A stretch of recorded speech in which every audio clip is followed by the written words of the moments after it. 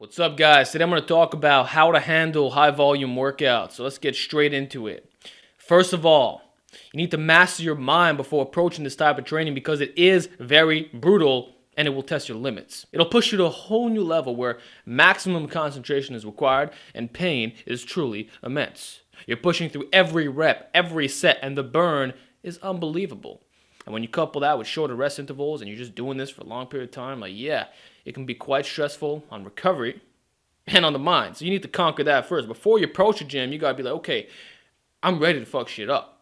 There's no excuses. I'm going in, max volume, it is what it is. Because a lot of you guys give up on yourselves way too early. You think that high volume is only for druggies or that this is the max you're able to do. Listen, why don't you push yourself for the first time in your life? Why don't you actually use the highest amount of volume that still allows you to recover? If you think that just adding a curl at the end of your workout and doing 3 sets of 8 to 12 is pushing your limits, you're dead wrong, my man. You have so much more inside of you, and once you tap into that mindset, you'll realize what this potential really is. And that's oftentimes the case with people who claim to have bad genetics. It's not bad genetics, it's just lack of hard work. Volume training is hard. Most people don't like it. I didn't like it for a very long time. In fact, I was trying to create a new template that would completely skip it. But I realized the benefits were so damn good that I simply could not ignore it. The results were too good. The bodybuilding effects, the strength training effects, the work capacity gains. Volume training is not to be underestimated, and there's a reason why people practice it to this date. There's a reason why it's included in most periodization routines. In a concurrent setup, you have a volume day, intensity day. Undulating, you do the heavy, light, medium. Linear, you're going through phases where you start with high volume and it gradually works up to high intensity. So most of the best strength training routines, there's volume included. So you got to get used to that, accept it for what it is, and stop trying to find a shortcut to evade it. Okay? So if you're doing stupid high volume, don't be resting 5 minutes between each set. Push yourself a little bit. Get focused. Cut down the rest intervals a little bit, okay? Even superset if you have to, if you're pressed on time. But you got to put in the effort. You have to put in that work and stop making fucking excuses. It doesn't matter if you're natural. Use the highest volume that still allows you to recover. And back then, the old science was saying that, hey, there appears to be a limit. Don't do more than this. And there were some good guidelines for that. I know Eric Helms made some in regards to bodybuilding, but now I'm starting to learn that this might not actually be true whatsoever. It could just be that there's no limit to how much volume you could do. It's about finding the highest amount that still allows you to recover, simply put. And I know that Jeff Nipper made a good video about that some months back. But yeah, man, you just gotta learn how to fucking push yourself and stop saying, oh, it's because I'm natty, I can't do this. Bullshit. You're able to do much more than you even think, okay? Just look at all these guys doing high volume calisthenics stuff, okay? None of these dudes are complaining. They just do the work. And a lot of them don't even have the best nutrition. A lot of them are not even well versed in the science. You see, there's too much mental masturbation. There's too much thinking going around. Less doing, less being in the actual trenches. So start pushing yourself. That's the number one thing. You think you're not able to do these workouts, but in reality, you actually could. If you had a serious workout partner, for example, pushing you through it, you'd be able to complete those workouts. You're stopping early. You're shortchanging your gains. You're not doing as much as you are capable of doing, and it's not a physical problem, it's a mental problem. So you got to give yourself a kick in the ass and then start reaping the rewards of volume training, all right?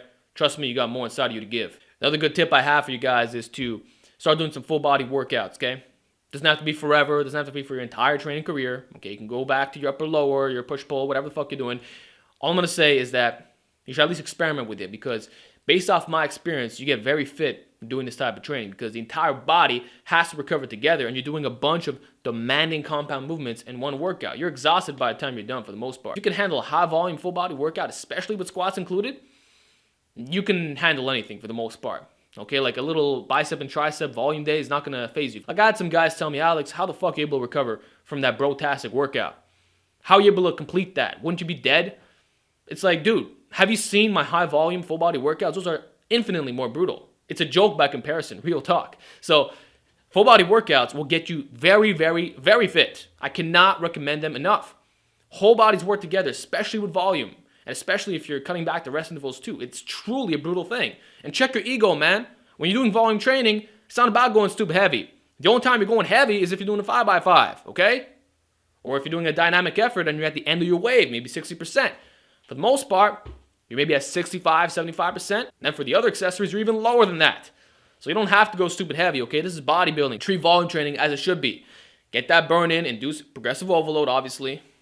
And if you have to shorten the rest intervals and do some supersets and stuff like that, go ahead, all right? What I can say is that full body training will get you very fit. It's a good idea to experiment with it, but at least for a little bit, all right? Still a novice lifter, hop on a full body routine, maybe my novice program, and then when you're intermediate, you'll be able to handle much more. I'm telling you from experience, this works. Then my final recommendation for this segment, let me know if you want a part 2, by the way, is to start doing more endurance type training and calisthenics. One of the best things you could do is jogging, swimming, or high intensity interval training like boxing. Because these activities force you to concentrate and you really got to push through the pain. Like if you think lifting is the most difficult thing of all time, to think that doing a 1 rep max and resting 5-8 minutes between each set is the most brutal thing ever, you're dead wrong. High volume trumps this in terms of difficulty, at least in my opinion, all right? You can disagree, but bro, when you're pushing through the pain and it's severe and it's really, really burning, and you know that it's a mental game, that's what really allows you to handle high volume workouts, all right? Like compare running a marathon to a 60-minute high volume workout. You know what I'm saying? It's similar in the mindset. You really got to push through the pain. So endurance training will definitely teach you how to do that. All this stuff will get you focused. All this will improve your work capacity. It's why my programs always emphasize GPP work. I recommend doing it twice a week, but if you can do it more, go ahead, all right? Different forms exist, but you have to do some type of conditioning on top of the weight training, okay? This is really what's going to maximize your fitness levels. Again, we're not talking about a specific sense. I'm not telling you to become a boxer. I'm not telling you to become a marathon runner. I'm just telling you to do a bit of fucking cardio for one, your health, and secondly, to improve your work capacity. All this stuff is beneficial. And then with the calisthenics, like I said at the beginning of this segment, there are people who don't know anything about lifting. They don't know anything about programming. They just do a lot of reps, a lot of push-ups, a lot of dips, a lot of pull-ups. And many of these times, these individuals train like this on a daily basis, super high frequency. They don't care about recovery. They don't care about their food intake, their sleep. It doesn't come across their mind. Think of the prison guys, for example. You know, they're just putting in the work, the reps. When you do calisthenics, okay, combined with everything that I talked about, especially the full body, it makes you super fit. And you can handle practically anything, all right? Like imagine if you're doing hundreds of push-ups and pull-ups every single day, all right? Check out my video, High Frequency. I talked about this. I gave you some good guidelines. This is really gonna help you out. So start taking your calisthenics more seriously. Don't just be one of these stiff lifters who, yeah, you could bench a lot of weight, yeah, you could deadlift a lot of weight, you could do all these cool things, but you gas out going up a flight of stairs.